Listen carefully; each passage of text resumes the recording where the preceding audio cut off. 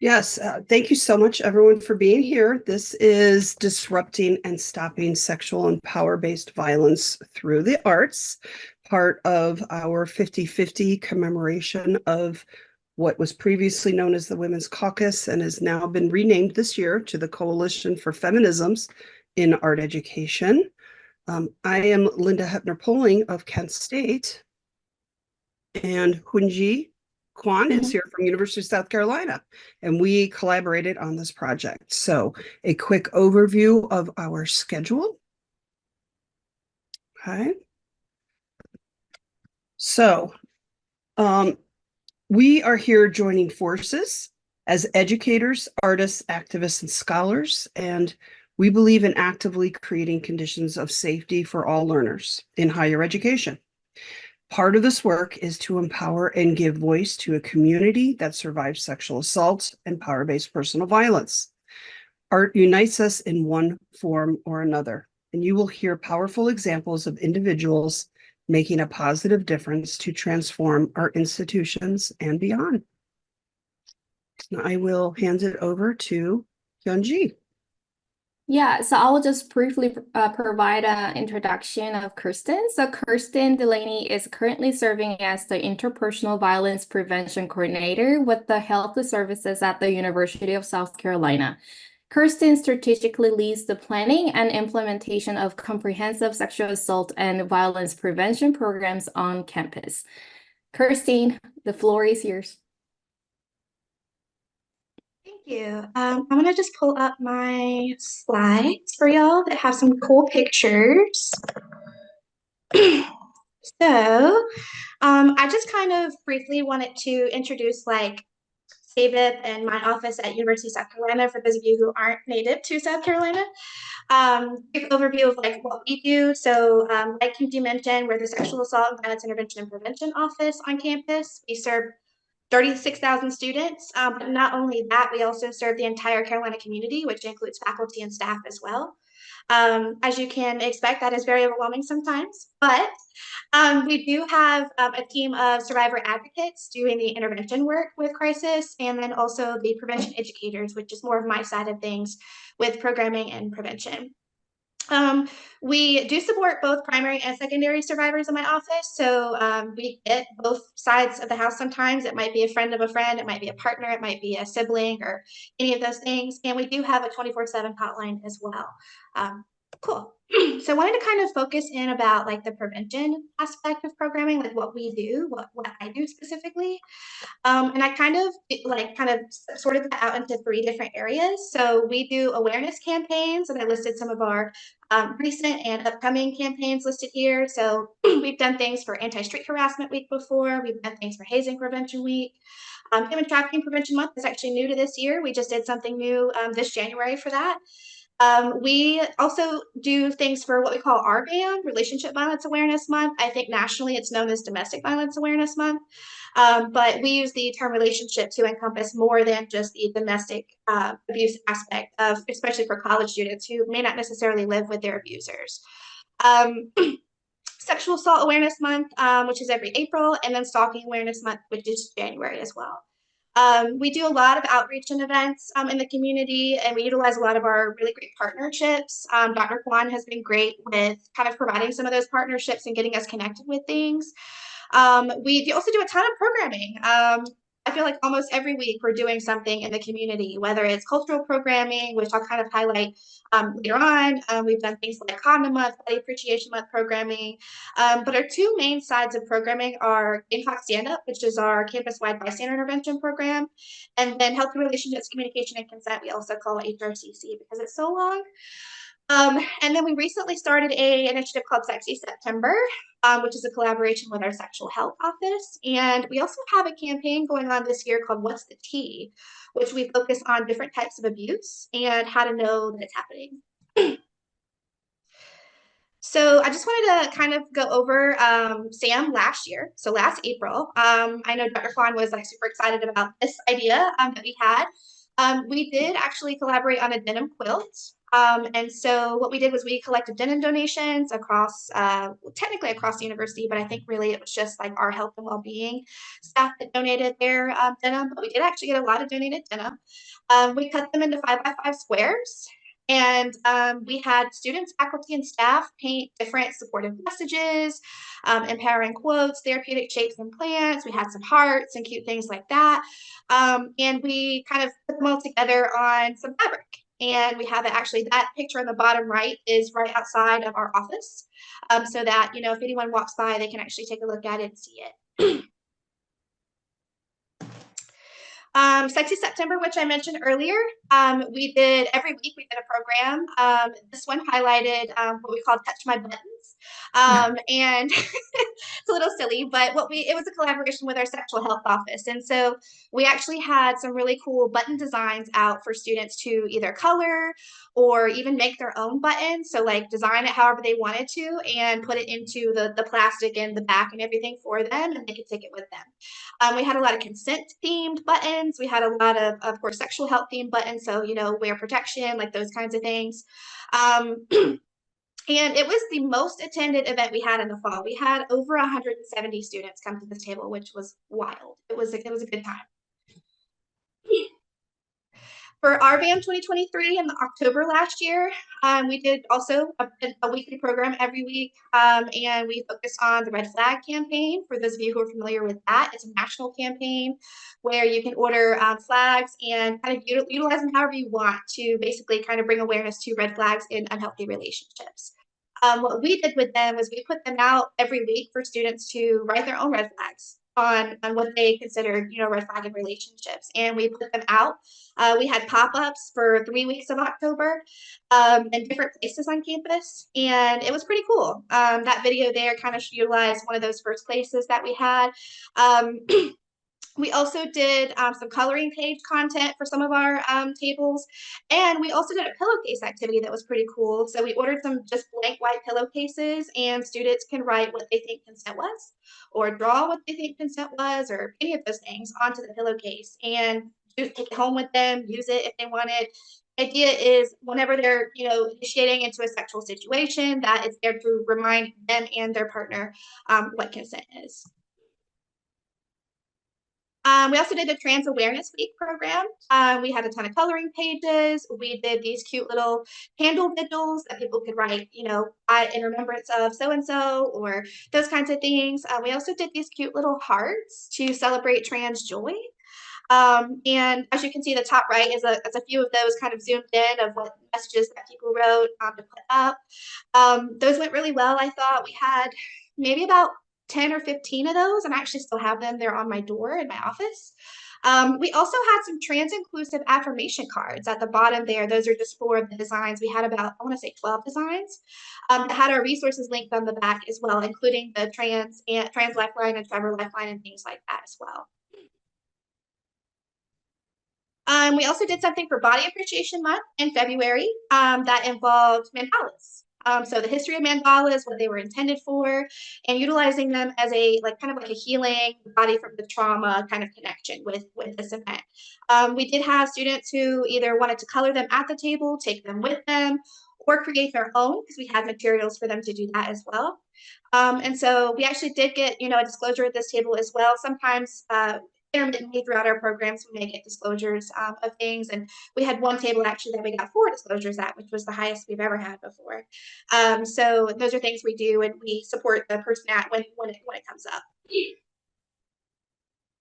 We also did a What's the Tea at Hot Cookie Friday, and this was, gosh, the same week of Valentine's Day. So we kind of had like the hearts and healthy relationship kind of vibe with that, but we wanted to focus on technology abuse, specifically image-based sexual violence, and Taylor Swift, because, you know, it happened to Taylor Swift, and a lot of people kind of learned what that was for the first time because of the fact that it happened to Taylor Swift. And so we kind of had that discussion with folks at this event. And we also created some cute little Valentine's affirmation cards on the right hand there. Those are just 2 of the, I believe, 5 designs that we had for that. And then upcoming, we have a cool event coming up in March for Lunes Latino, which is the monthly kind of Latin student celebration event for like just different things, culture-based, and kind of finding that community. And our focus is going to be about empowerment and healing, and we're going to do some canvas painting. So it's going to be fun. But yeah, just kind of to wrap things up, if you have any questions or want to talk about like any of our programs that we've done in the past, or you're interested in collaborating on something in the future, getting ideas back and forth, I am totally open to that. My information is here, and you can follow our social media accounts, which has all of our event stuff posted, all of our flyers and things like that. Cool.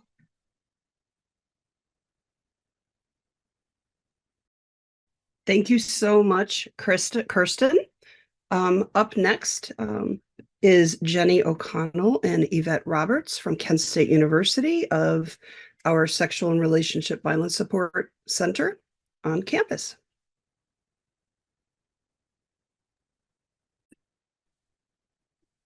Hi, everyone. So I'm Jenny O'Connell. I'm the director for SERVS, SRVSS. It stands for the Center for Sexual and Relationship Violence Support Services, when we are located at Kent State. And I'm going to actually have Yvette start talking first about some of the services that we provide, and then I'm going to hopefully get a video to play of our What Were You Wearing exhibit. So, hi everyone, my name is Yvette Roberts and I am the Assistant Director for the Center for Sexual and Relationship Violence Support Services here at Kent State.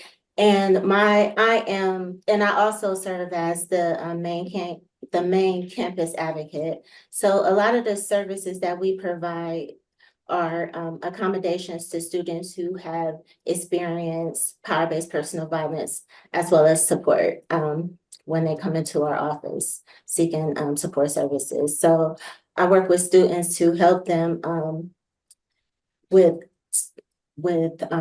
sorry, I help them with academic accommodations, housing accommodations, employment accommodations. I also help students with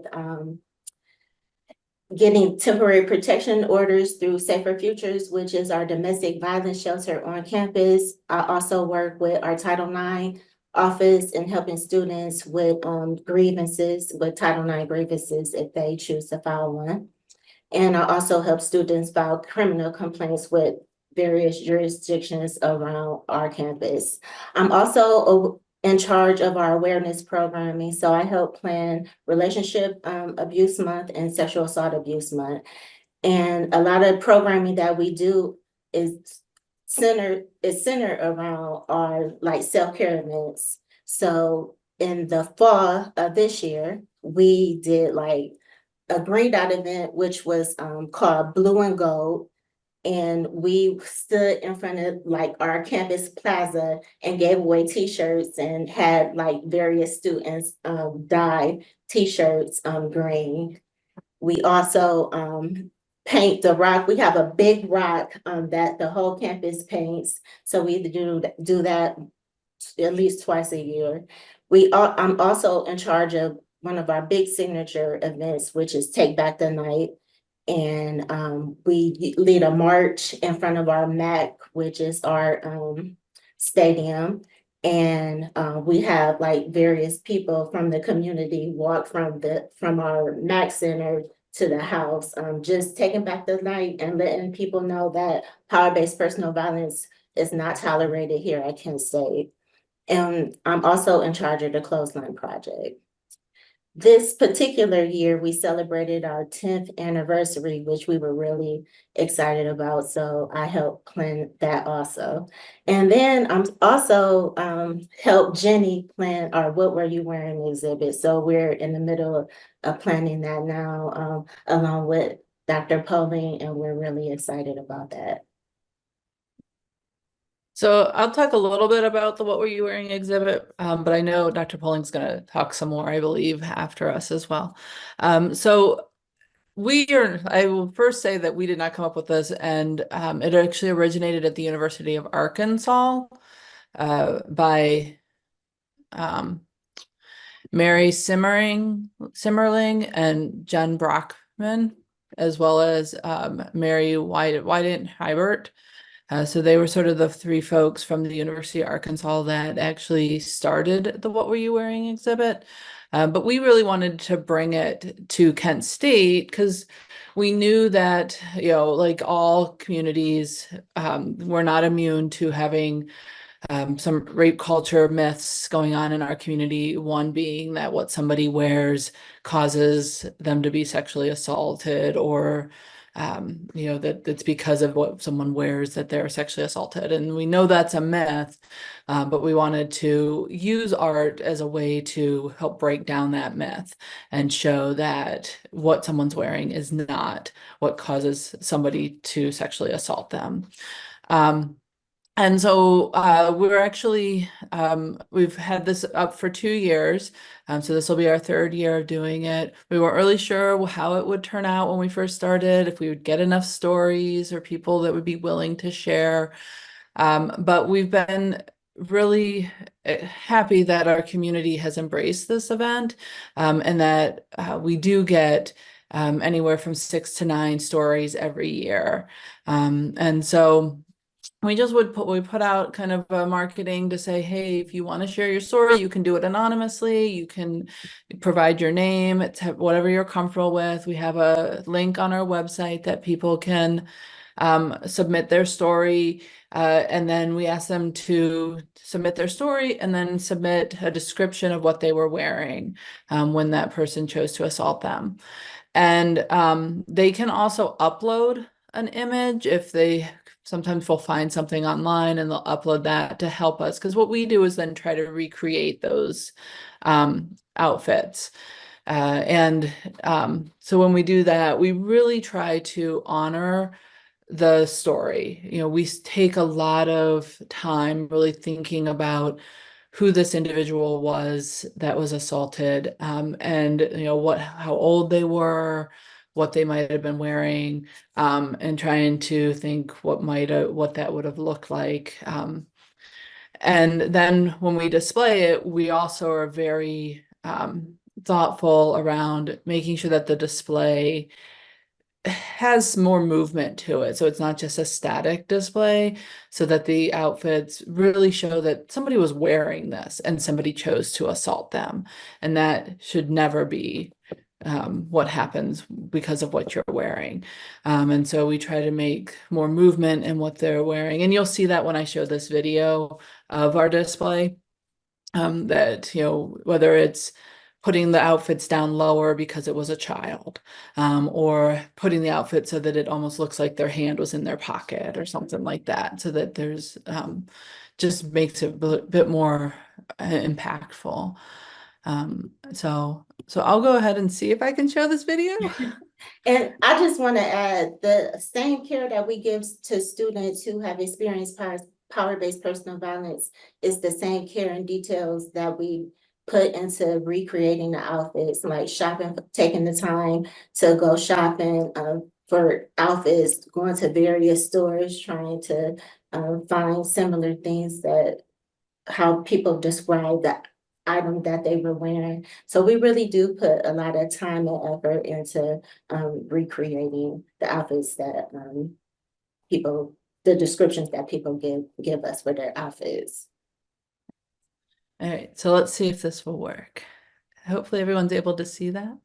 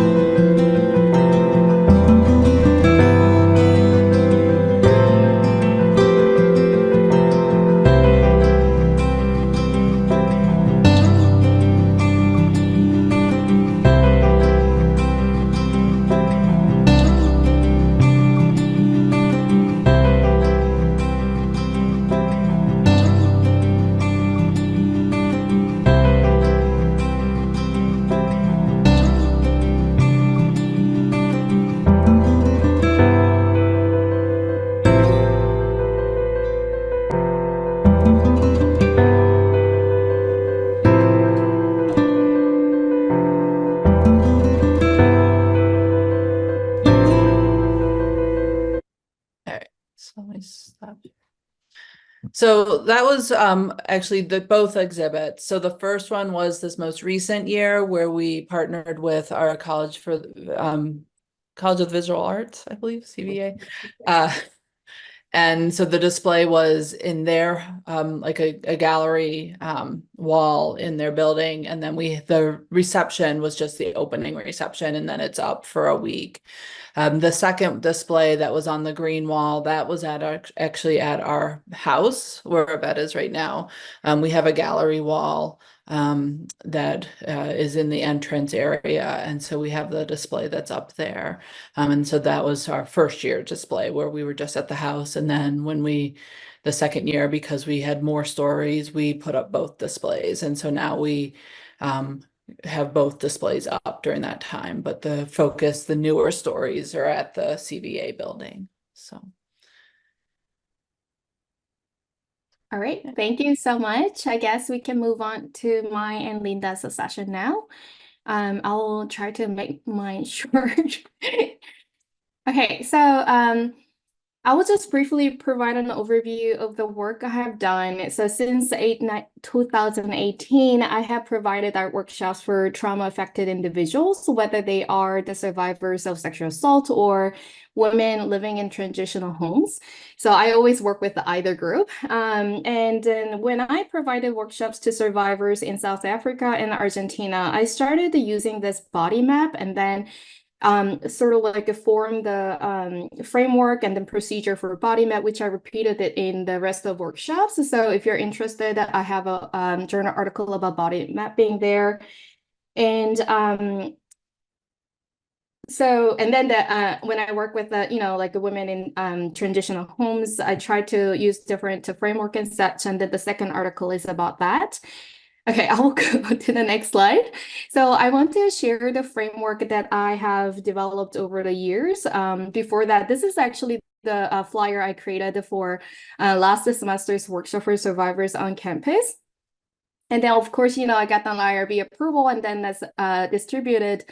And only 2 people signed up for this activity, and then no one actually showed up. So I ended up having only 3 constant participants who just really came, through the word of mouth kind of thing. So we discussed why, and that they were thinking about my students who participated. They said that, just the title has the sexual assault survivors. They don't want to be part of this group. They don't want to be labeled as sexual assault survivors. They don't want to admit or acknowledge their experience and such. So they might have just walked away from the flyer. So that's, like sort of like my constant battle, like how I can recruit and reach out to the survivors. And then, so this is the framework I have developed over the years. So based on, my work with the other survivors of feminist theory and all different interdisciplinary works I have read and practiced, I came up with this framework that is composed of 6 principles and then 3 directions. So 6 components, are about sort of like a safe environment, that kind of thing. And then the 3 directions include, the first is like visualizing external experiences, which is a memory. But then when I do that, I determined not to really force them to talk about their traumatic memory. So they can choose whether it's about their trauma or just ordinary memory. It's up to them. The second is about, visualizing the bodily sensations. So it is always about, trying to make a connection between memory and body, right? So when I do that, again, it has to be up to the participant just so that they can choose to do it. So there should be a balance and then pendulation between bodily strength and bodily vulnerability visualized in art form.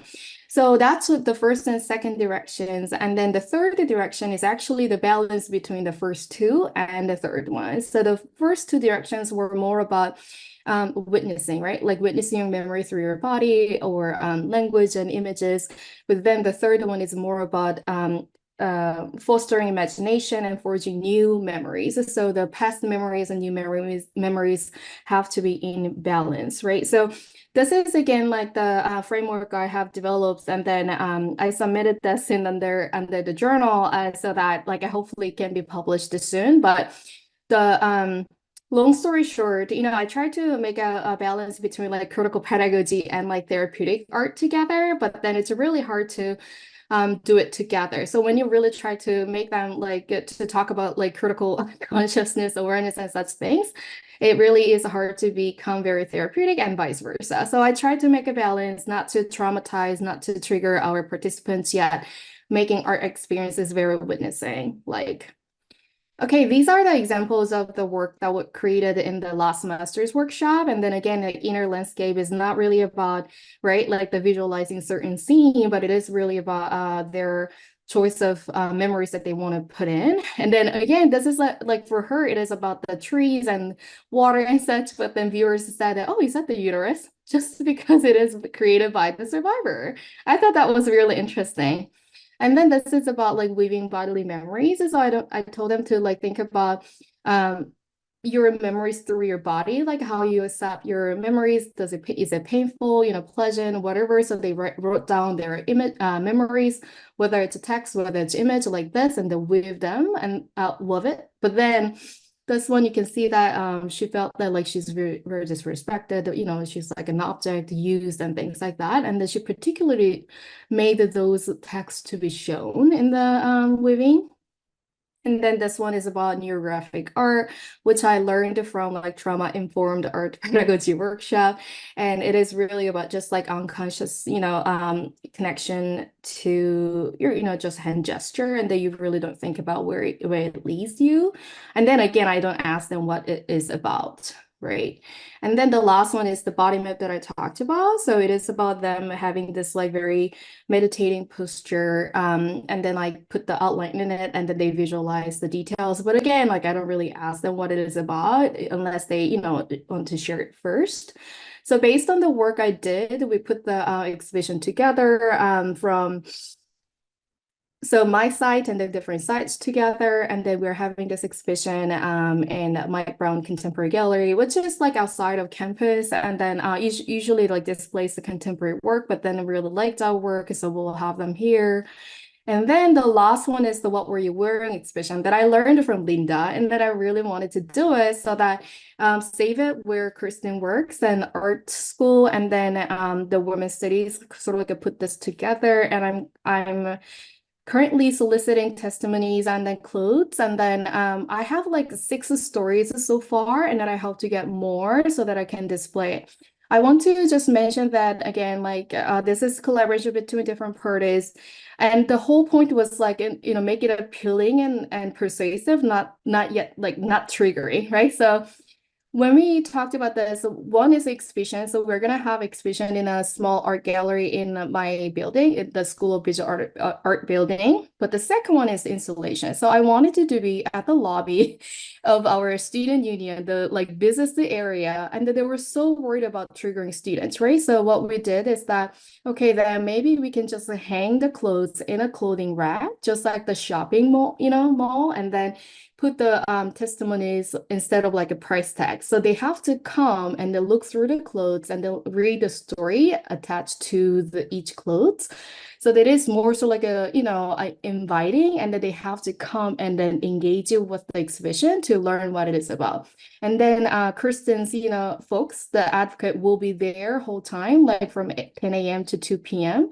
to explain what the story is about in case anyone is triggered by this show. Okay, that's end of my presentation, and then it's Linda's turn.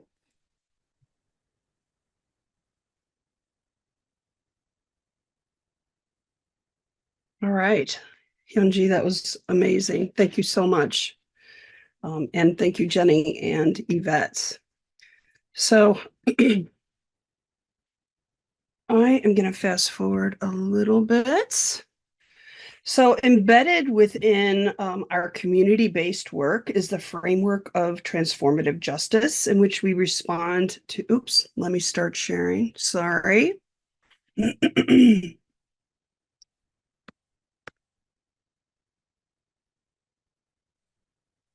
Transformative justice in which we respond to sexual violence and power-based personal violence by engaging participants in harm reduction to lessen the violence. Transformative justice works for positive culture change, and as a community, we actively cultivate the things we know prevent violence, such as healing, accountability, resilience, and safety for all involved. And within transformative justice approaches, we are survivor-focused, trauma-informed, and we hold the community accountable. So I will be describing my multi-year community-based research project that I did in 2017 to 2020, in which art served as the dynamic vehicle that fostered individual and community well-being among those who experience sexual assault or power-based personal violence, including dating violence and or stalking. Allies were also part of the group, which I titled More Than Words. And participatory action research, or PAR, was applied through a fluid praxis-driven process of reflective action that generated changes and revisions after each session. PAR accounts for social relationships and is noted for being empowering and leading to people having increased control over their lives. Empowerment as a crucial underpinning concept to PAR is naturally tied into well-being as conceptualized in my study. So participants shared similarities on the surface around their group membership. More telling, however, was their camaraderie shared due to their unsettled group membership. There was an unspoken shared belonging. Participants were there for mutual support, but did not necessarily need to make their trauma visible in front of me or others.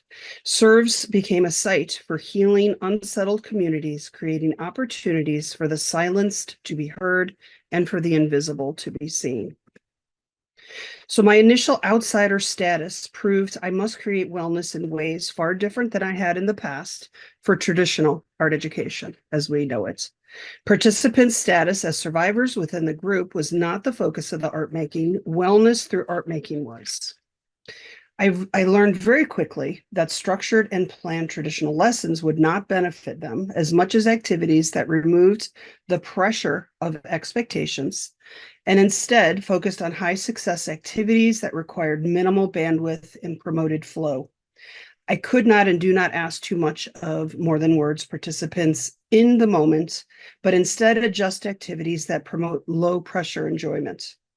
Mental bandwidth is referring generally to the amount of brain resources, cognitive capacity within our control at a particular moment. Leaders like Jenny and Yvette at SERVES provided and continue to provide insightful feedback after each session, thus impacting my future planning. I also investigated Csikszentmihalyi's 1975 flow theory, which identified the nature of pleasurable absorption in activities, especially creative ones. In the state of flow, participants do not feel like they are experiencing states of particular effort, nor do they feel pressure to create, but they do feel at a peak of unself-conscious and effortless self-control. Surrendering to this effortless state required a shift in my thinking. So activities that were heavily process-based while still providing opportunities for individual self-expression provided the most satisfaction and feelings of wellness. So here we see journals and explosion books with the choice of collaged or marbled covers. And we created backstrap loom weavings incorporating messages of either self-affirmation or messages to one's younger self.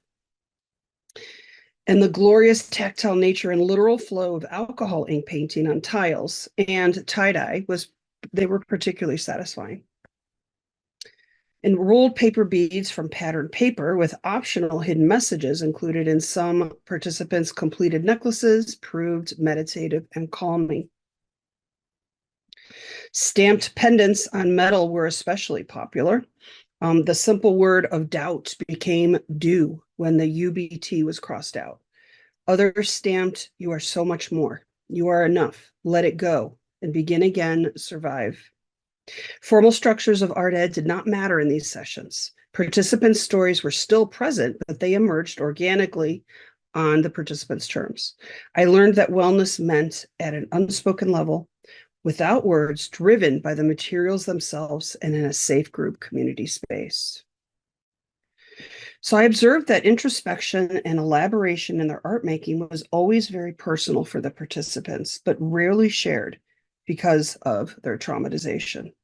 Serves was frequently a contemplative space, more quiet than talkative once art making began, after sharing a meal together. In some sessions, the more I made art with the participants, the more they interacted with each other and with me. I became comfortable in sharing moments of quietness, of flow in art making. So building empathy while avoiding toxic positivity, this became really important. It required good listening, responsiveness to participants' needs to talk or to be quiet, centering their experiences or ignoring them based on their cues and body language was something I learned to do. I was an outsider with no expectations of knowing personal contexts. I opened and framed sessions saying things like, this is a time for you to hit the pause button on whatever you need to do just for now and to make some art that requires no experience. This seemed to establish just the right tone needed. During the COVID-19, the notion of toxic positivity became common and refers to a belief that staying positive and thereby minimizing one's emotional experience despite difficult circumstances is somehow the best course of action. It could be defined as the overgeneralization of a positive state of mind that encourages using positivity to suppress and displace any acknowledgement of stress and negativity. So I had to guard against that. I realized that in these kinds of community-based sessions, you will be at first an outsider until you are not. At SERVES, participants in most sessions did not know I myself am a child survivor of sexual assault. During some sessions, when there were appropriate moments, I shared this fact, and then I became a SERVES community insider. Being ever mindful and reflective of your own community membership in relation to where you are teaching is paramount to empowering your participants who have experienced trauma. Being cognizant of and responsive to participants' needs in the moment became central to my teaching practice and in building wellness. In my researcher notes, I wrote, reconnect, revive, and rejuvenate in relation to participants' relationships to their stories, their thinking, and their wellness as manifested in their art. Reconnecting to stories, however they manifested for participants, and reviving and rejuvenating a sense of wellness through art making was something I hoped participants would claim and reclaim in the moments we shared, however brief. No words were required, either in written or spoken form, to foster spaces in which participants felt safe to nurture their own sense of well-being as members of a group who were traumatized by sexual assault and/or power-based personal violence. And I will end it there.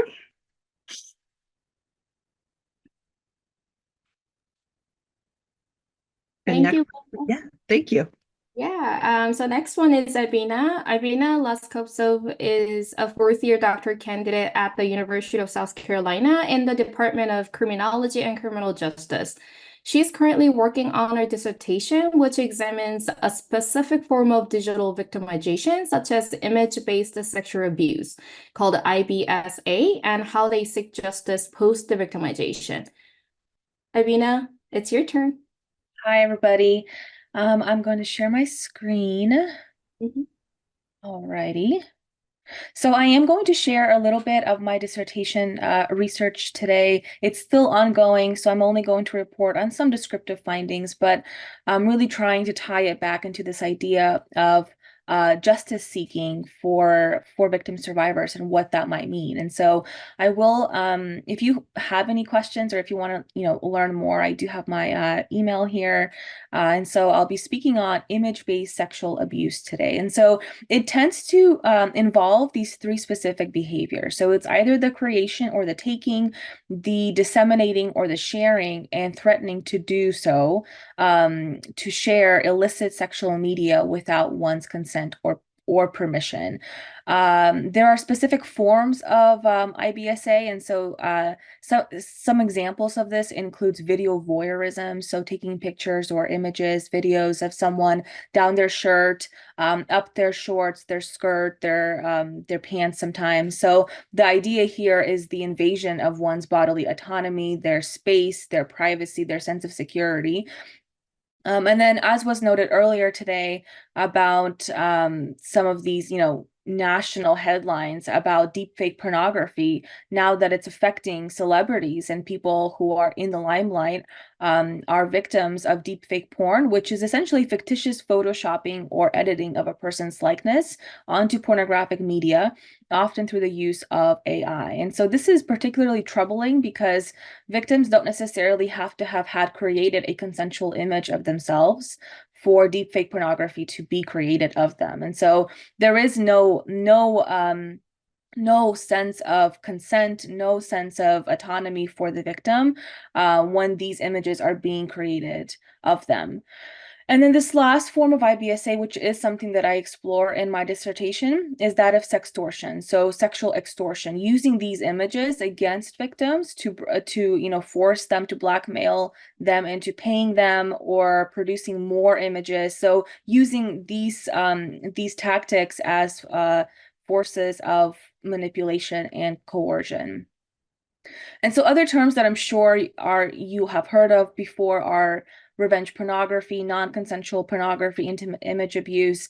I tend to use the terminology of image-based sexual abuse. I don't necessarily believe that revenge pornography is a helpful term to apply, because not only is it that the motivation for perpetrating IBSA is not limited to just revenge. Some of our research suggests that perpetrators do these things because they think it's funny, because it's a joke, because it's peer pressure, financial gain, sexual gratification. There are all kinds of reasons why people do these offenses, and it's necessary to include to make the language be as inclusive as possible, so that victims can identify their experiences within this spectrum of various harmful behaviors.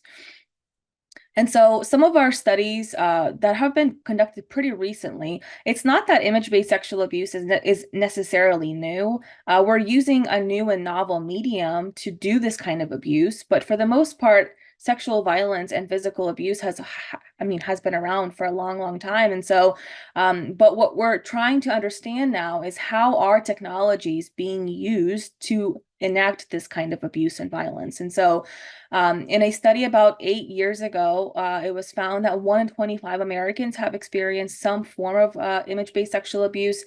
I would venture to guess that that number is much higher today, and I'll share some of my own findings of my dissertation sample as well. And in an international study, they found that almost 40% of their pretty large sample have experienced some form of IBSA, with 14% experiencing every single type of IBSA. And that's something that is a pattern that we see in other sort of victimization literature, is that people who experience one form of victimization are actually at a higher risk of experiencing other and multiple forms of victimization later on in life. And so I tend to situate IBSA on this continuum of sexual violence, which conceptualizes all forms of sexual violence as a range of experiences. The idea here is to allow victims to situate their own experiences on this spectrum, on this range of experiences, as a way to validate them.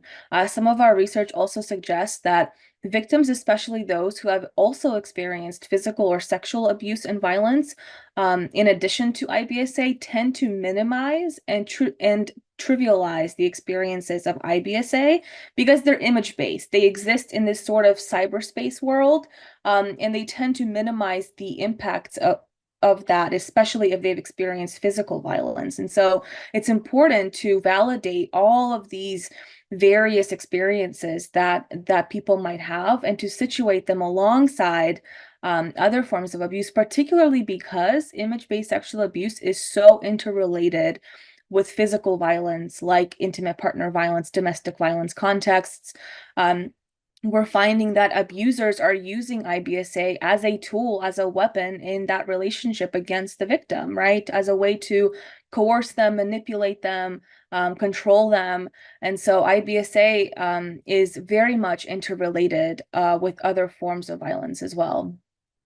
Some research on health impacts of IBSA victims find that victims experience this idea of social rupture or having to completely disengage from their digital life. We all have a digital life, and we know that in some shape or form, it's very important for us to have some sort of digital presence.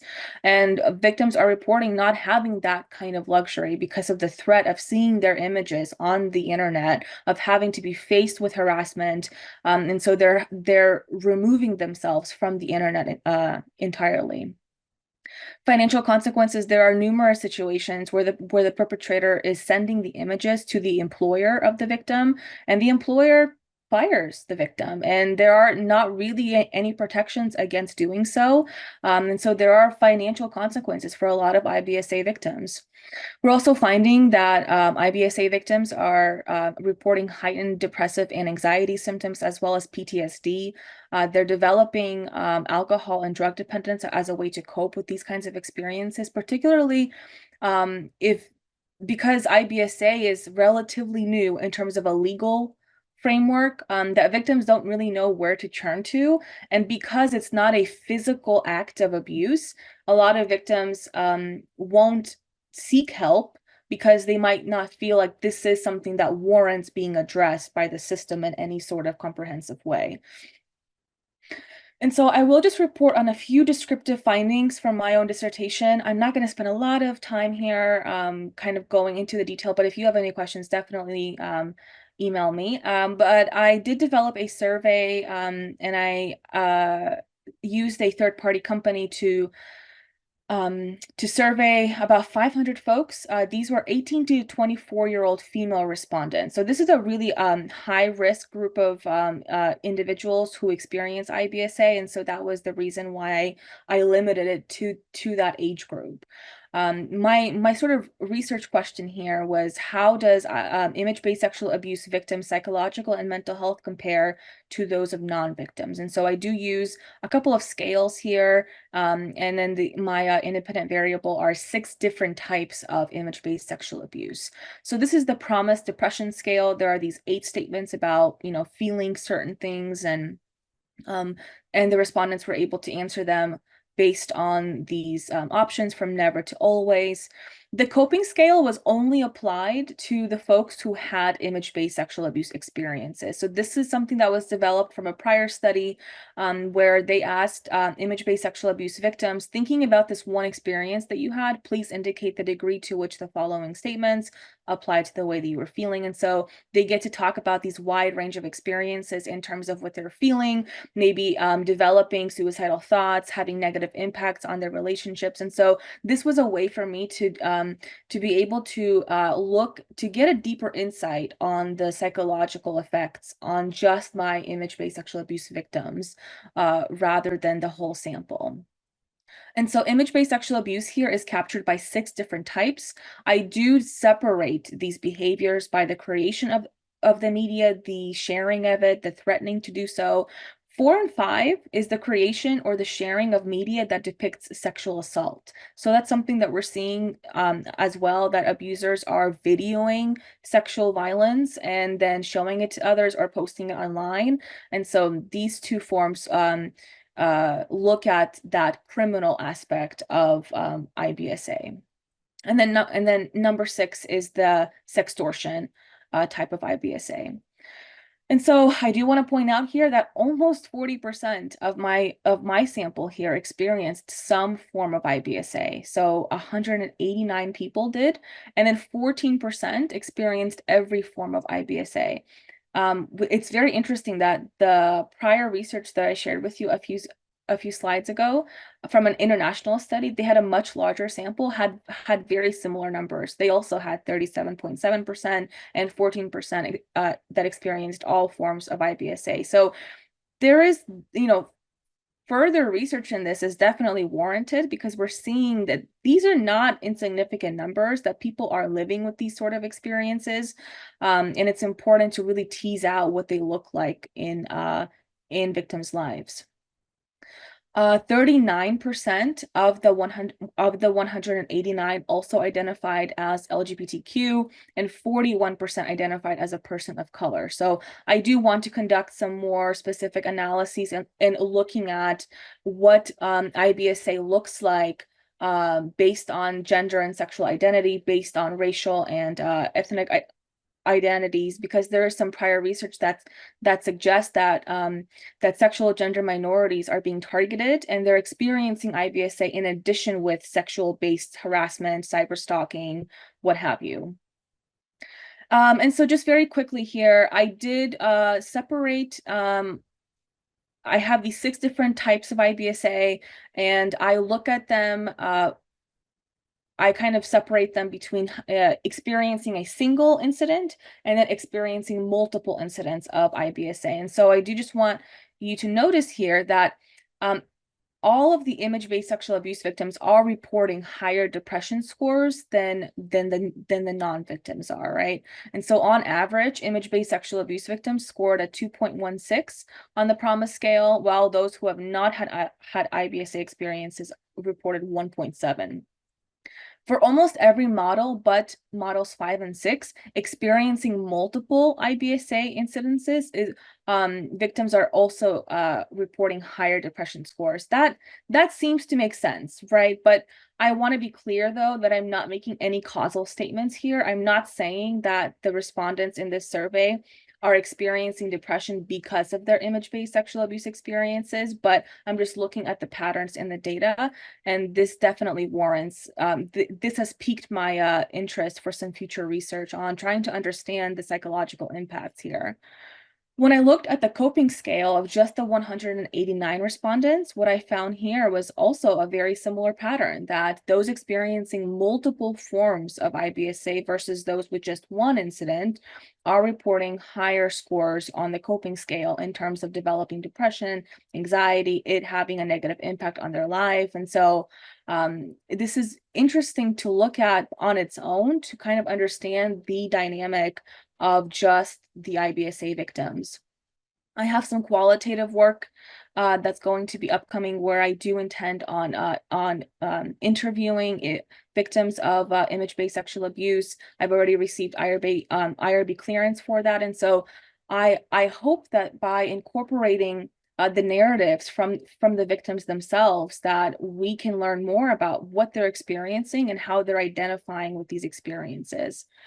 So like I said, I'm not running any analyses right now, but just from the purely exploratory nature of this study, what I'm finding is that IBSA victims are experiencing high levels of depression and other psychological impacts. So what's interesting here, though, is looking at what can we do after that. So victims are self-disclosing, they're self-identifying these high rates of, of mental health and like physical health impacts. And so what sort of options can we offer victims of IBSA? And so this is something that was interesting to me because South Carolina is one of 2 states without any legislation to prosecute image-based sexual abuse related crimes. So what are victims left with, right? And so I think about this idea of alternative means of justice seeking and resistance to sexual victimization and violence. And so one of the proposed aspects here is that of narrative politics. So allowing victims to narrate and to disclose their own stories in the way that's appropriate for them, because prosecuting and punishing the perpetrator is not always enough. That's not really the solution, right? Is to involve the criminal justice system. So there are other ways of perhaps seeking justice that can be relevant for IBSA victims. Creative therapies, like was just discussed earlier today about incorporating art and music and drama and theater therapies to get victims to talk about not necessarily that incident in itself, but the impacts or their memories associated with that event or any other part of their life. And so allowing, again, giving the victim the agency, the autonomy to narrate and talk about their experiences in these multifaceted ways.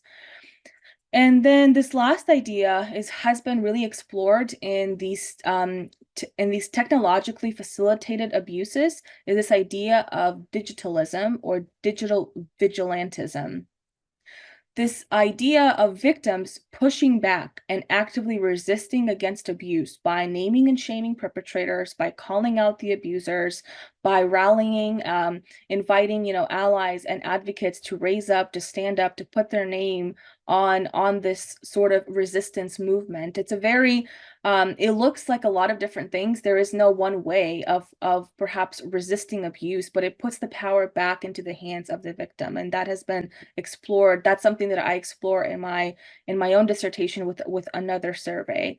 And this idea of how are victims seeking justice after experiencing these things. And so within my own discipline, feminist criminology is especially helpful here to further examine this idea or this phenomenon of IBSA from a more intersectional, comprehensive, diverse, and inclusive framework to really be able to explore these wide range of experiences that victims are having and to allow them to talk about these things in their own ways while also validating them.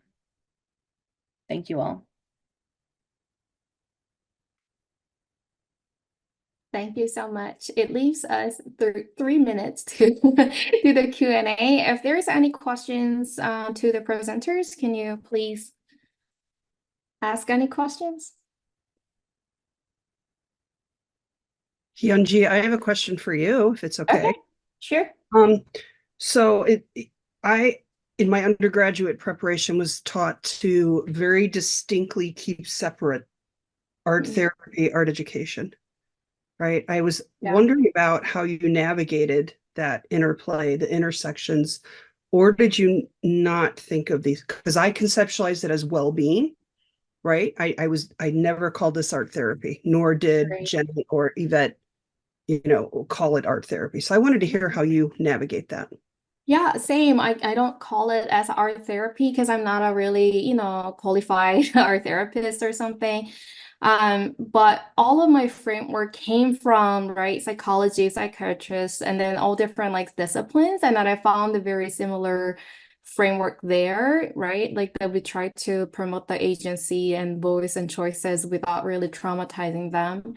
But in my regular art education course, I mean, my students are really interested in like art therapy and then like therapeutic approach. But I introduced this kind of like framework and then encouraged them to think about the ways to really work with their regular students as well. But I'm also like mindful of our boundary. And then I actually had like art therapist / art educator to read my the manuscript and the framework that I developed and to see what she thinks. And then she really gave me a lot of ideas in terms of like you can't really do this to like this group, that group, like she was very particular about it. So when I got that advice, I realized that we have to be really careful about how to really introduce this type of work to the regular art classrooms. So I told my students about the limit and that we have to set the boundary, and then they cannot really like force them to do this kind of work, but it has to be about always a choice by student. So I don't know if that really answered your question, but that's something I always kind of like try to navigate at the same time too. It absolutely did. Thank you. Yeah, thank you. There any other questions before we move on? Yeah, Denise. Sorry, I have one. I'm just wondering on the visual piece that you would put in the student center for folks to look at the clothing. Is there a warning prior to going through the clothing that this may be a triggering event and that someone would not just start looking at it and go, oh? I think Dennis's question is to Yvette, Jennifer. Yeah. So, yeah, I guess I'm asking event, not the one where you're and Linda's where you're in going into a gallery, but the one you talked about putting in the student center where the Oh, that one. Yeah, yes. So we were going to put the like description and then warning sign. And then that's why the advocate will sit their whole time to really like explain what this project is about. So that like once they're aware of what this is, they will go and like look through the clothes and stories. Thank you. And for our regular exhibition, we're gonna put the warning sign as well before they walk into the gallery. Yeah. It's actually 1 o'clock, so we can move on to the second session with the Carly Sherman. Thank you. I'm going to pull up my PowerPoint.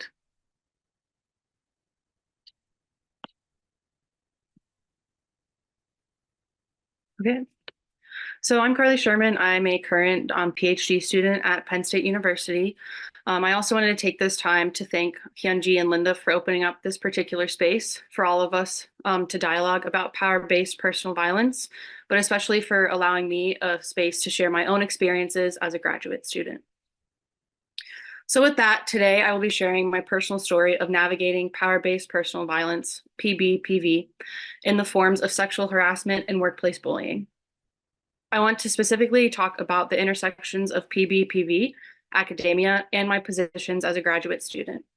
I'll share my experience as a teacher who actively experienced trauma alongside and even with my students and how this has emerged within my continued teaching practices.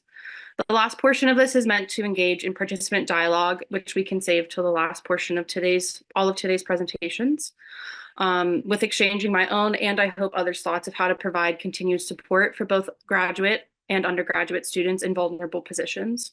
Today, I'll be speaking of my experience at my prior institution where I was a graduate teaching assistant for 2 years. I first wanted to define power-based personal violence.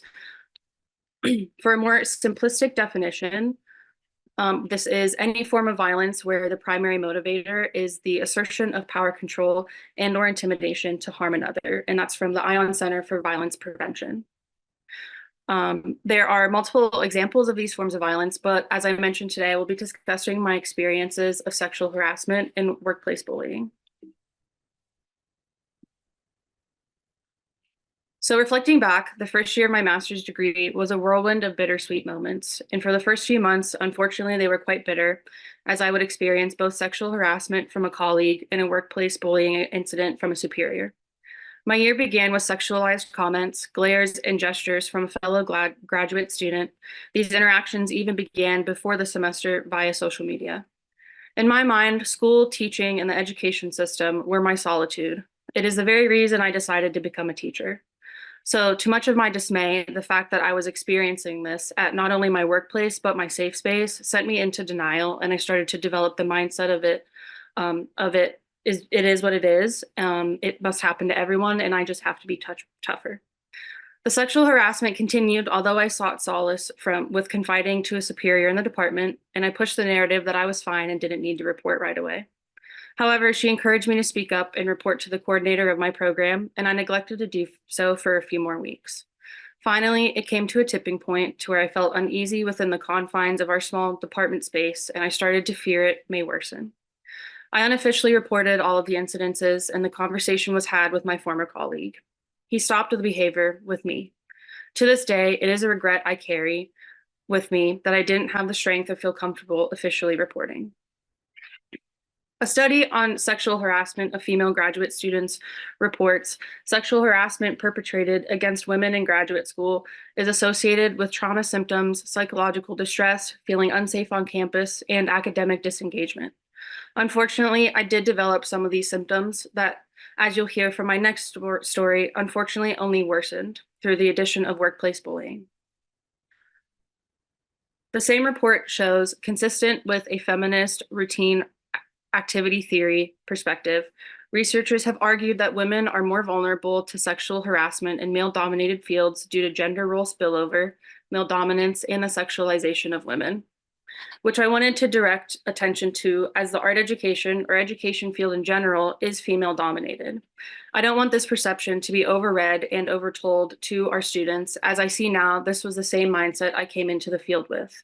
Power in those who feel the need to assert power and control over another knows no sex, gender, race, sexuality, age, or class, and it can happen anywhere and to anyone. Before I move on to my next story, I would also like to point out that the research focusing on specifically graduate students in terms of PBPV is more limited than focusing on the research with the phenomenon within undergraduate student populations. The few studies I found all mention the same gap in research and are working to provide more research and information on power-based personal violence amongst graduate students. After my experiences of sexual harassment within the academic setting, it was no more than a few weeks later when I would encounter workplace bullying. And yes, I have titled it here, this is a form of non-sexual power-based personal violence. Reflecting back, this wretched experience has shaped my purpose and desire for feminist-rooted undergraduate education. And after working to heal the trauma I have ensued from it, I'm resilient in advocating for my students' rights and encouraging their development of self-efficacy. As a shortened story of my experience, I was overworked, berated, humiliated in front of students, demeaned, gaslit, and during the incident that led to a resolution, physically and emotionally trapped inside of an office. The superior who I was assigned a TA for exuded power over me any chance she could get, and I remember immediately being dismissed by her when I began standing up for our students in the class. The superior had been misgendering our students, referring to them as duds, belittling them in class in front of their peers, and would often nickname students out of malicious intent, which she would mask as humorous, and even more. Her tactics of abuse turned to me since I was her TA, and I could handle it all, even her abuse. For several weeks, she had been giving me tasks last minute, expecting a quick turnaround, questioned my ability to teach and interact with students, and pushed me to do another TA's work as they couldn't handle it and were too busy. I spoke up for myself and reported this to other superiors in the department, and a plan was formulated on how to move forward. I was directed to fill out timesheets to log my hours, but unfortunately, I was the only one doing so. And when I mentioned I had met my hours for the week, I was met with, there's no way, these things should not take that long, and you're not good enough. I refer to this next portion as the incident, as it has been burned into my brain as one of trauma, yet salvation for my time working for this professor.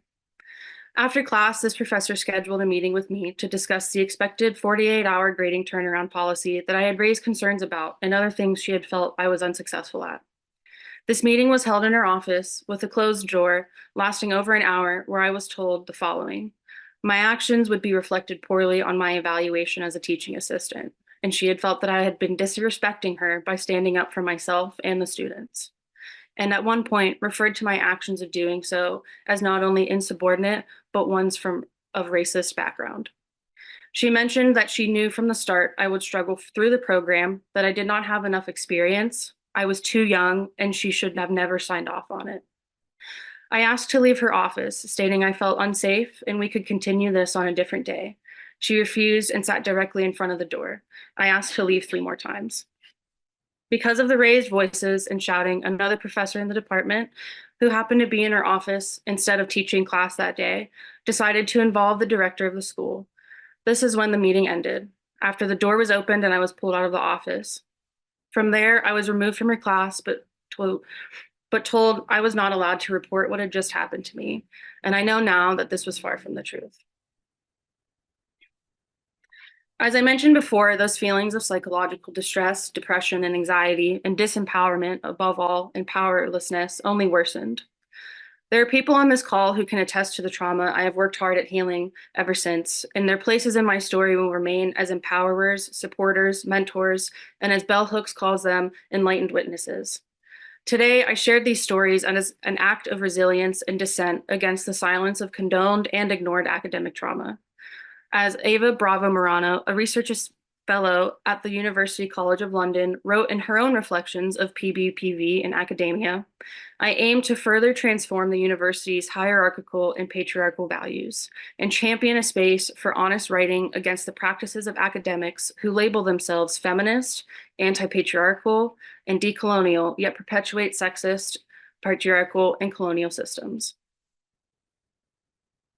Moving into how these stories have shaped and will continue to shape my teaching practices, I wanted to share the workplace power and control wheel I discovered while researching these topics of PBPV. The workplace power and control wheel is a variation developed by Hannah Scott, a PhD, of the original power and control wheel, or the Duluth model, which was created in 1982 by Pence, McDowell, and Paymar as an educational intervention domestic abuse tool. The original purpose was to, as Scott writes, illustrate patterns or abusive behavior by men in heterosexual relationships. The wheel has been tailored to tracking and understanding of behavior patterns and relationships of power imbalances beyond those heterosexual relationships since its creation. The behaviors shown within the wheel and each different spoke are illustrative of the behavior themes that tend to emerge within abusive workplaces and coworker/colleague/assistant relationships. If you are not familiar with this or the original intent of the PCW, the spokes represent the control tactics and behavior of abusers. There are 8 present, but this is not an exhaustive list.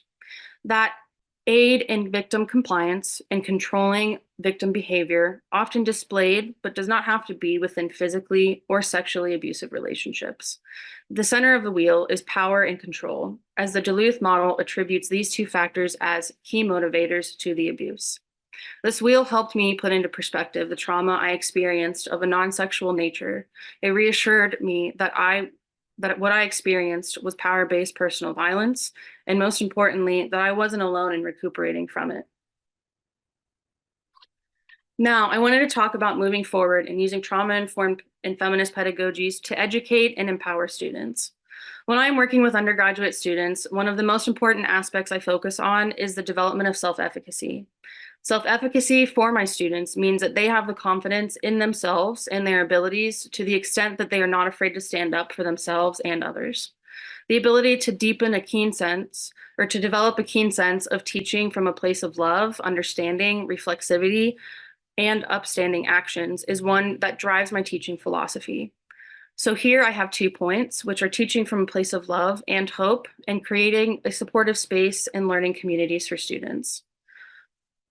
I found that these 2 quotes from powerhouse feminists in education fit the bill for what I bring and what I think we should all be bringing to the classroom. So Sarah Ahmed in Living a Feminist Life writes, we need to create shelters, refuge, pockets, and institutions in which we can breathe. Bell Hooks in Teaching Community, A Pedagogy of Hope writes, caring teachers are always enlightened witnesses for our students. Since our task is to nurture their academic growth, we are called to serve them. So what do these supportive spaces look like in our classroom? Many people on this call can also attest to the fact that I love collage. I am a collage artist at heart. It is something that I really got into during my master's. And I bring this into the classroom because I also believe in the power of collaborative collage. Through these processes, I facilitate dialogue with students as we sit down at a dinner table. And yes, I have referred to it before as our family dinner days, and create while we talk to one another. I have leading prompts, very open-ended to get them started, and then the conversation from there begins to unfold.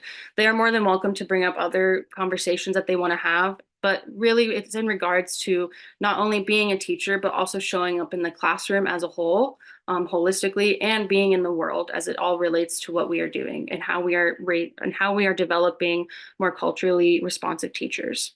I typically will then have articles they read before or after that relate to our conversations. So they are also beginning to engage with scholarly level discussions of different topics.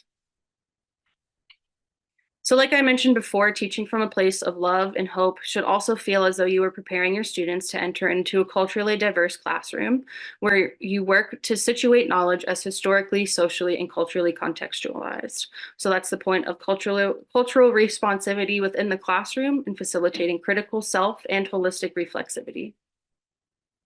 Lisa Henshaw in Building Trauma-Informed Approaches in Higher Education writes, being relationship-focused, harnessing the strengths of culture, and holding consideration for the intersection of structural oppressions and trauma is what this should look like within the classroom. Through trauma-informed pedagogies, we see the importance of entering into the teaching space holistically and becoming vulnerable with our students. Your vulnerability to learn and unlearn will only foster their ability and desire to actively participate in their own education. As such, it is important to share with your students. The extent of my traumas are not known by students, but I've had many conversations with them where I'm open with some of it. It allows a relationship to form where students are comfortable with sharing and growing alongside of you. I have had many experiences of students discussing their traumas with me, and they know from the beginning of each conversation that I am a mandated reporter. Most students, from my experience, come to me for advice and sympathy, for learning through their healing work of traumas throughout the past. Although, when there are current instances, I use my knowledge from my own experiences of trauma and as a trauma-informed teacher to guide them through a process of advocating for themselves, reporting their situations, and I move alongside them as an enlightened witness every step of the way.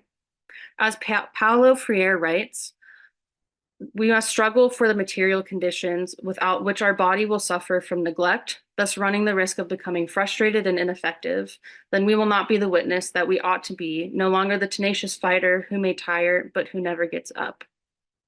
Bearing witness can become an emotionally exhausting task, but as we step into the role as feminist educators, I believe it is one we must prepare ourselves for.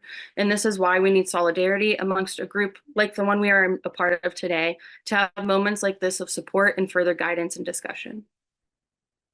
And finally, I wanted to pose this question as a current graduate student who has in the past faced multifaceted power-based personal violences within the academic setting.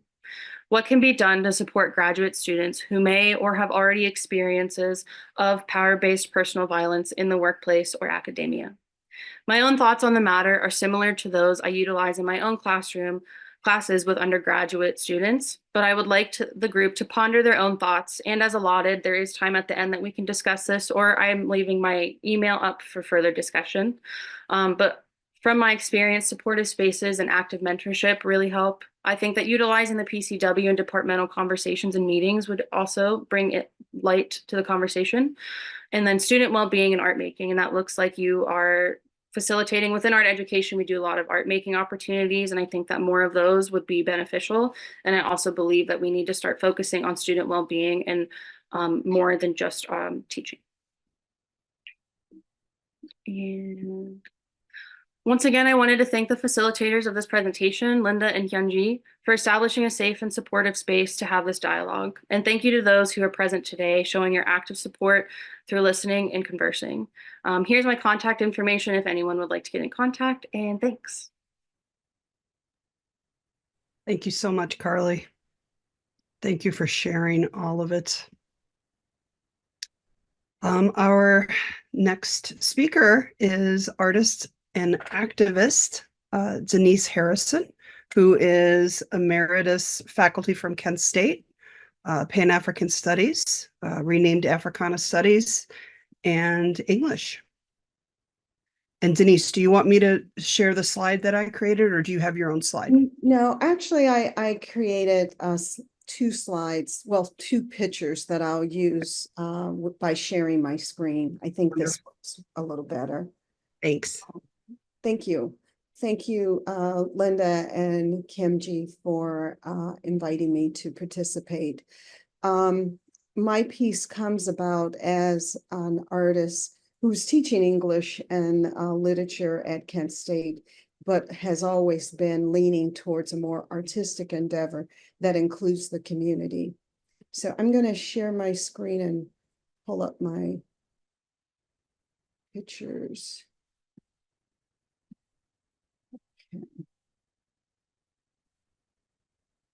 Okay, so let me move this around a little bit. This is probably, can you all see that? Okay. So I created this quilt. I'm going to say a little bit before I talk about the quilt part itself. Juju Pike's Prince mourned the loss of her friend Banco Brown. Banco Brown had grown up in foster care in and out of foster care, mostly living on the streets in San Francisco. And it's critical that we understand that she was in San Francisco as a young trans woman, because San Francisco is considered a safe place for our LGBTQ plus family members. Prince says about Banco Brown, "It hurts me that another trans person of color is gone without being seen." Prince is part of Brown's close circle and a trans woman who was previously unhoused. She says, "We can't keep screaming and hollering Black Lives Matter when we all don't matter. My people are not free." Last year, 130 known trans individuals died in the United States, many of those of color, through the most brutal and violent means. Many of them youth had taken their own lives by their own hands, or their lives were taken by other young people. So this is where we are. When I originally produced this Trans Lives Matter quilt in 2016, it started with a course in Africana Studies by Dr. Amoba Gooden, where she did a Trans Lives Matters course so that students in our department and across campus could get a better understanding of the movement. She asked faculty members in the department and outside of the department if they would like to co-teach, and I agreed to co-teach a week-long session. And in co-teaching, I thought it was really important to talk about our trans and LGBTQ sisters and brothers. I'm sorry, not sisters and brothers. I generally say siblings. I had the pleasure of a student in my class when I was saying sisters and brothers to tell me that it was more appropriate to expand that to siblings. And so I apologize for that, and I will be using the term siblings. That year, we had 23 victims of violence. The 4 women in the quilt are known by their chosen names. We had Mercedes Successful. And I remember when I did the research for this, if I was going to create a name for myself, Mercedes Successful sounds like the finest name to create. She was a hairdresser, she's a beautiful woman, and she saw herself as a fully realized human being that was successful. And one of the things I wanted to do with this piece was to make sure I showed these women as they were in a positive light. No images of bodies or anything like that. And as I've developed myself as an artist, I've moved away from prescribing pain in images that I'm using at this point. And I got that information by reading Aperture number 223, guest edited by Sarah Lewis from Yale, where she looked at images of President Barack Obama over his 2 terms in office and found that there was a significant number of positive images of him and his family. On the other hand, in this same edition of Aperture 223, Henry Louis Gates wrote an article about, I'll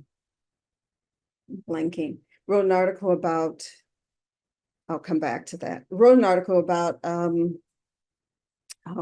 my body, my bondage, my life. Frederick Douglass, I'm sorry. Wrote an article about Frederick Douglass in which Frederick Douglass controlled his image. So you will not see images of Frederick Douglass as an enslaved person. And so when we talk about our trans siblings, we talk about how do you control how you're seen and when you're seen. So with this piece, I was struck by Black Lives Matter having a statement about what they believed in. And it was new to me when I started doing the research that Black Lives Matters is an ideological political intervention in a world where Black lives are systematically and intentionally targeted for demise. It is an affirmation of Black folks' contribution to the society, our humanity, our resilience in the face of deadly oppression. We are committed to embracing and making a space for trans, and they're using brothers and sisters. And I want to say that some of this language has changed since this statement was really originally made. We are committed to being self-reflective and doing the work required to dismantle cisgender privilege and uplift Black trans folks, especially Black trans women who continue to be disproportionately impacted by trans antagonistic violence. And this is coming from the three women who created this project of Black Lives Matter: Patrice Colliers, Alicia Garcia, and Hoeptner-Poling. That out of the death and murder of Trayvon Martin, these women tweeted Black Lives Matter. And then when his murderer was exonerated, they retweeted Black Lives Matter and then started an organization. And so we went through a 15-week course, and I had a week in which I discussed this. The backing of the quilt itself, there was a local artist in Akron by the name of Connie Bloom. Connie Bloom was a quilt artist that mostly did a lot of artwork around animals and showing positive, fun, vibrant images of animals. She unfortunately passed away from breast cancer. And when she passed away, she had all the items in her studio sold. And so I bought the background. It was a blank canvas, and then incorporated the black and the yellow banner around the border, which are the colors of Black Lives Matter, and wanted to make sure that I highlighted that, but also pay homage to Connie Bloom and how she constructed her quilts. As we are moving forward, as I said, this was 2016, we had 23 individuals, mostly Black trans women who had been murdered, and we're now at 130 just in the United States.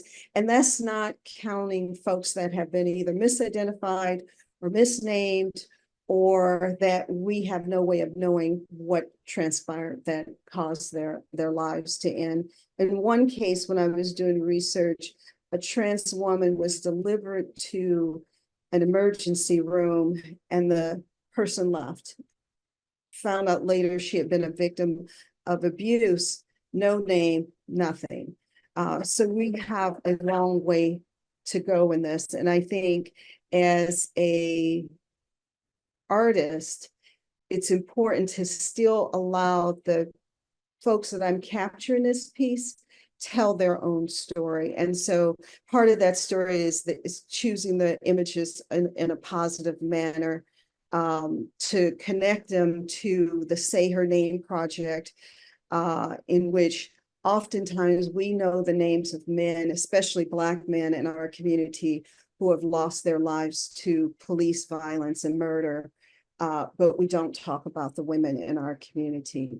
I want to share with you a couple new statements where the Black Lives Matter affirmative statement has shifted.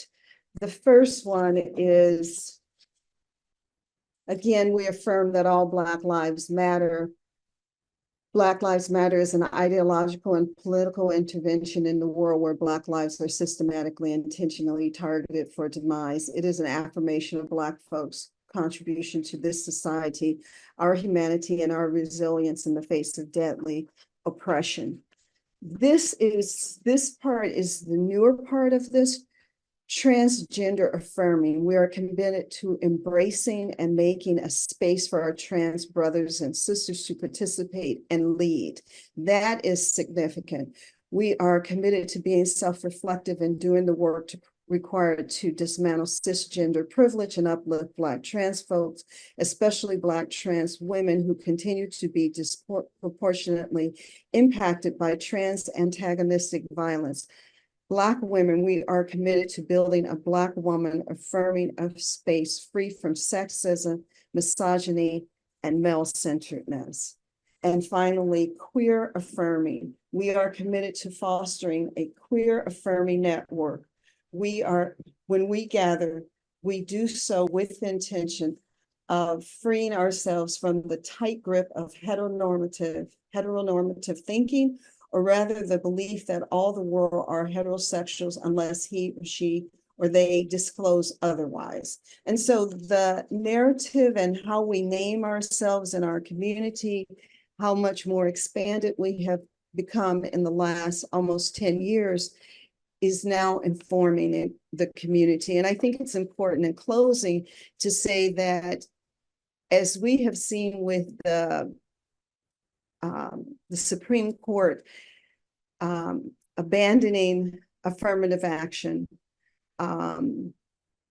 allowing states to put in place laws against healthcare for transgender people, that has really come out of the failure of them to uphold Roe v. Wade. And so we're at a critical time where it is important that those of us who are not in the LGBTQ plus community act and work as allies for our siblings who are in the community, who are affected daily, and not only in their personal lives, but in the laws that are made in our states and across and at the federal level. Thank you. Thank you so much, Denise. You're welcome.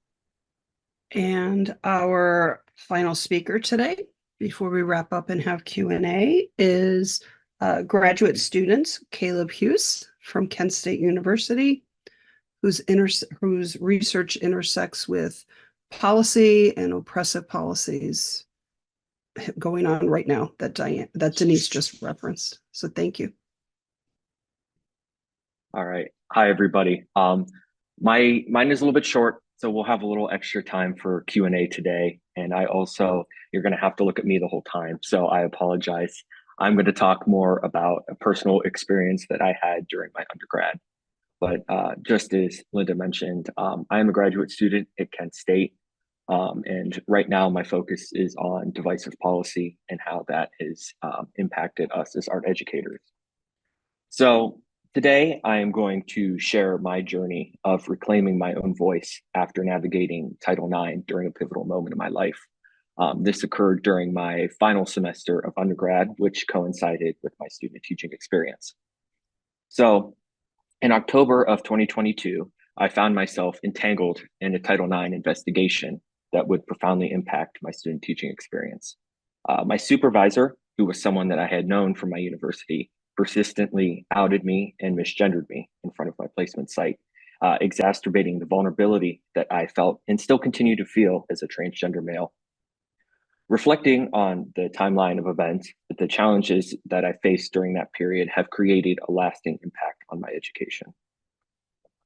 In early September of 2022, during an observation, I noticed incorrect pronouns being used by my supervisor during a conversation with my cooperating teacher. Despite efforts from both me and my cooperating teacher to emphasize my correct pronouns, the misgendering continued. Subsequent encounters throughout the month of September only reinforced this distressing trend, with my supervisor misgendering me multiple times, even in the presence of other teachers and students. My supervisor said that she is not the only one that she knows that has the issue with misgendering other people, which somehow justified her actions in her mind. Amidst these circumstances, I had sought assistance through discussions with faculty at my university, highlighting the impact that this has had on my well-being. And despite assurances of addressing the issue, the misgendering continued to occur still, culminating in a virtual meeting where it happened again, this time to my face. Faced with the ongoing disregard for my identity, I took decisive action, documenting each instance that this occurred and seeking support from the director of the College of the Arts in October. The following day, after this meeting, I had initiated the process of filing a formal complaint with Title IX, marking a turning point in my journey towards reclaiming my voice and advocating for accountability in the face of discrimination.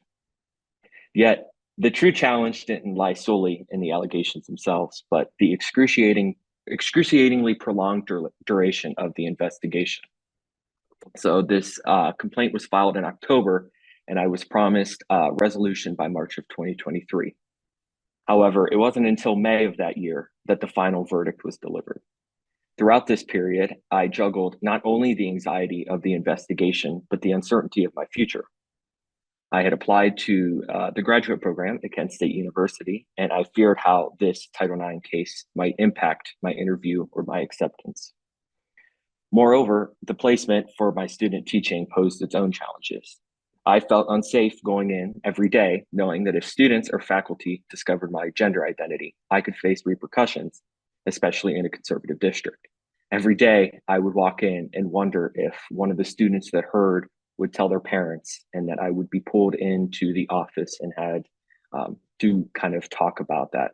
And just the keeping composure amidst the chaos and shielding myself from like the emotional toll of being exposed and vulnerable for 16 weeks was really, really difficult.